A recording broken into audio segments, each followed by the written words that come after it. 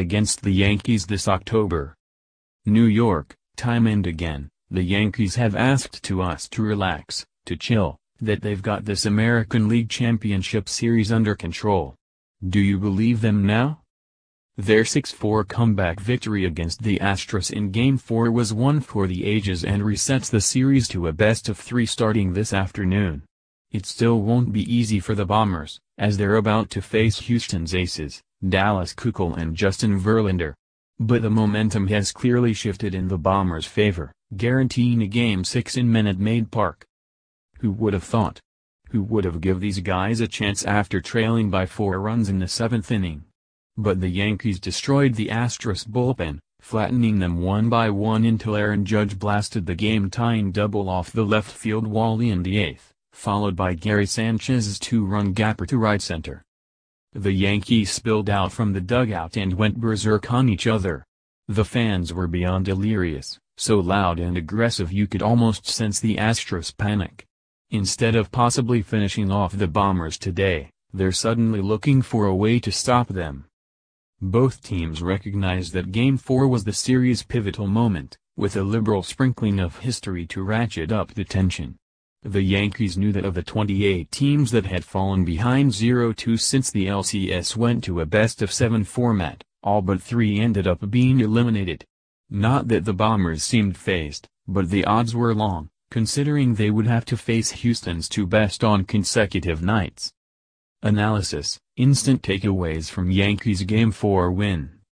Klapisch, for Yankees, CC Sabathia is chicken soup for the ALCS soul. Impossible? Well, the Bombers have so far proved nothing is beyond their reach. The comeback in the wild-card game against the Twins and the division series against the Indians was proof of that. But it's one thing to claw back to a 2-2 tie in the ALCS, quite another to fall behind 3-1 and expect a miracle of biblical proportions.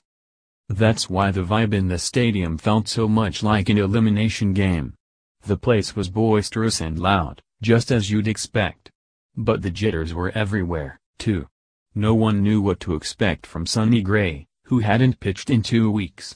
Or what the lineup would do after a fairly massive shake-up. Gary Sanchez was deposed as catcher, replaced by Austin Romine, and slotted for the DH spot. The move was made for 2 reasons.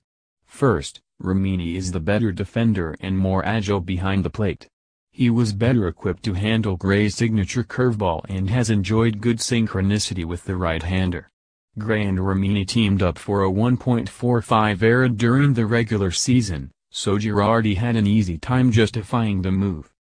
The manager also made note of the way Sanchez had been beat up by the number of curveballs and splitters that have bounced in the dirt during the series. Whether it was a coincidence or not, the heavy-hitting catcher has looked bad at the plate all month, sporting just a .158 average during the postseason. The real reason for the new-look lineup, though, was Girardi's simple desperation. He figured Sanchez couldn't have been any worse than the rest of the DHs who have been invisible in the postseason, an appalling 0 for 28 before Chase Headley's infield single in the 4th inning of Game 3. But the plan appeared to backfire, as Romine was called for catcher's interference at a critical moment in the 6th inning. After Gray walked George Springer on 4 pitches to start the inning, Romine's glove subsequently nicked Josh Reddick's bat, putting runners on first and second and opening the door to a bigger Astros inning. Gray threw only 1 more pitch, falling behind 1-0 on Jose Altuve, before David Robertson arrived and proceeded to walk Houston's little slugger on 3 more pitches. The bases were loaded now, and even though Robertson struck out Carlos Correa, Yuli Gurriel rapped a bases-clearing double that took the air out of the ballpark. It almost felt like the season was over right then and there. There was a collective groan from the stands that could be heard from here to spring training. That's how daunting a task awaited in the aftermath of a Game 4 defeat, Keuchel today, with Verlander waiting for the Bombers at Minute Maid Park in a possible Game 6.